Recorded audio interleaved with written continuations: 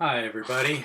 In this short video I want to show you uh, a few things about sedimentary structures and just sort of give you an introduction to why they're important and how you go about interpreting them. Uh, Sedimentary structures are small-scale features in sediment or sedimentary rock that are created by specific processes. And so the goal of studying sedimentary structures in an outcrop is to determine the process that took place by looking at the product of that process. So here in this image we've got some crossbeds, and there are at least two different directions of crossbeds.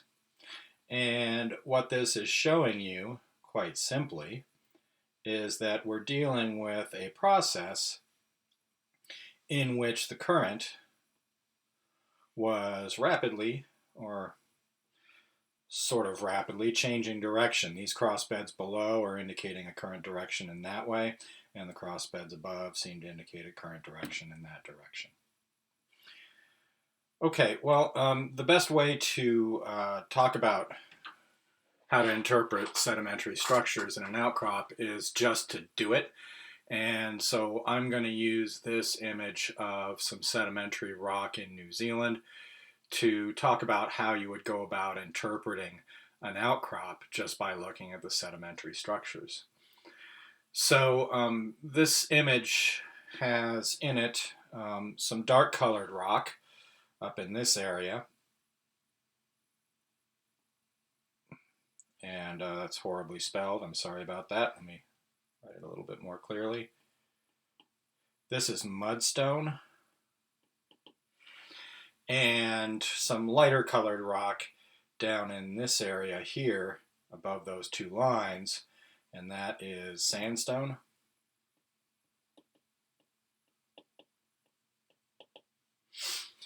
And the way that these two types of deposits were transported and deposited are quite different between the mudstone and the sandstone. One of the things that you'll notice is that the mudstone is pretty evenly laminated, but the sandstone occurs in one distinct layer. And I'm outlining the bottom of that layer here. And the upper surface of that layer has some pretty regular humps in it.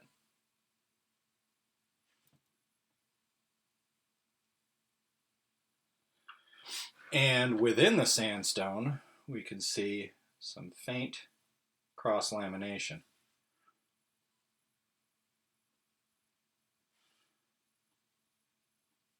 So just by looking at the way that the sediment is arranged in the outcrop, I can interpret this as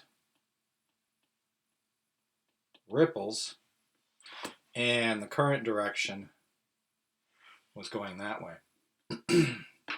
Now those ripples just occur along this one thin interval, and if we look at the mudstone above it, we can see that the mudstone is evenly laminated, not cross-laminated.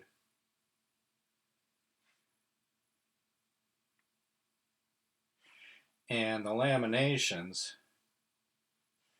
drape pretty evenly over the ripples. Now, since this is mudstone, that probably means that although we had a current when we were depositing this sandstone layer and the current direction was that way, the mudstone is indicating to us that there was probably no current, or at the very least a very weak current. And so this mudstone was probably just deposited from suspension. Mud that was suspended in the water and then came out of suspension and settled to the bottom after the current stopped. Well, we can see those laminations in the mudstone pretty clearly in most places. Um, if you look up here, there's a layer that ends, and then you pick it up again over here, and there's more and more of these the more you look. And there is a pretty clear feature here that comes through and truncates all of those layers. And within this feature, there are, well, at least up here, a couple of very faint, sort of curved laminations. So my interpretation of this feature is that something came down and cut down into the sediment, truncating these layers that were once continuous right through there. And I'm going to interpret this feature because of its size and because of its geometry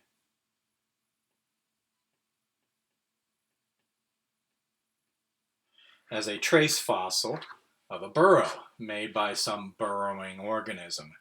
And the more you look up here, you can see a lot more burrows that cut down through and disrupt the orderly laminated mudstone that occurs below them.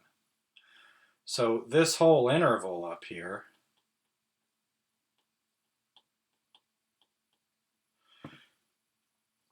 is chock full of just burrows.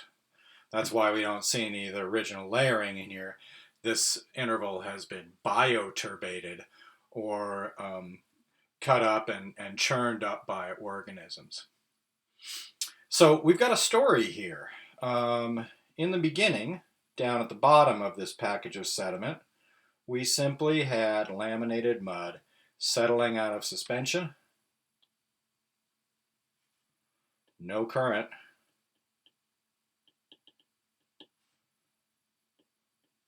mud from suspension, and then up in this rippled interval we had a current headed this way, and that would have been a very weak current because we're in the ripple field and those ripples do not require a lot of current to get moving. And then the current stopped and we had suspension again, mud from suspension, and that mud accumulated at least up to here and then maybe up even higher, and there was a sediment surface way up here, a little bit higher, that started to be churned up by burrowing organisms, one of which cut down lower than the rest of them, and this whole interval got bioturbated. So that's our story just by looking at some of the small scale features in the rock. And this is sort of just tip of the iceberg example of the types of things that you can see in sediment and sedimentary rocks. And what I want to do is next give you a classification, such as it is, of sedimentary structures, the different types of features that can be preserved in a sedimentary deposit. And this is a genetic classification, meaning I have broken apart different types of sedimentary structures, not on the basis of what they look like, but on the basis of how they formed.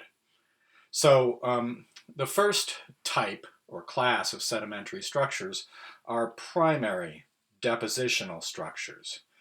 These are structures that are a primary feature of the sediment when it was deposited. And the most fundamental of these is stratification or bedding. The layers in sediment are a fundamental part of what you get when you deposit sediment. Cross stratification is a type of stratification that is produced by migrating bed forms on the sediment surface, like dunes or ripples, and that's also a primary depositional feature of sediment. And then lastly, grain fabrics. How the grains of sediment are arranged when they're deposited is a type of primary depositional structure. There are also primary erosional structures. These occur in a sedimentary deposit when you stop depositing sediment for a period of time and instead erode it, and then you deposit more sediment on top of that erosional surface, preserving the surface as an erosional structure. So we'll talk about those. And then lastly, secondary sedimentary structures are ones that deform sediment that's already been deposited in some way. And so deformational structures are one type of secondary sedimentary structure, but also biogenic structures can deform sediment as well, and these are structures produced by organisms such as the burrowing organism that produced our burrow up here. Okay, so all three of these things can be found in most sedimentary deposits, and they all tell you something a little bit different. Primary depositional structures tell you about the current, the type of current, which way it was going to deposit the sediment. Primary erosional structures tell you about what type of erosional processes take place in the environment where the sediment was deposited. And secondary sedimentary structures tell you about the conditions after sediment is deposited and what may have taken place to either deform the sediment or what type of organisms may have been burrowing through it. Okay, well that's it for this short video. The next video that I will post will talk about primary depositional structures. Thanks for listening.